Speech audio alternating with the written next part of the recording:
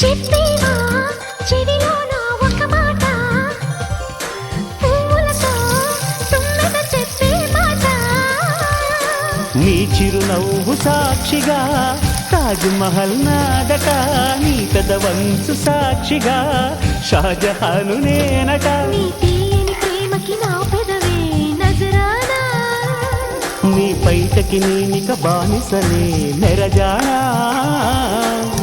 అనంతాల ఆత్మ నీవై చేరుకున్న వేళలో, కోకలు కట్టిన కోయిలా ఓ కమ్మని కౌగిలియవే.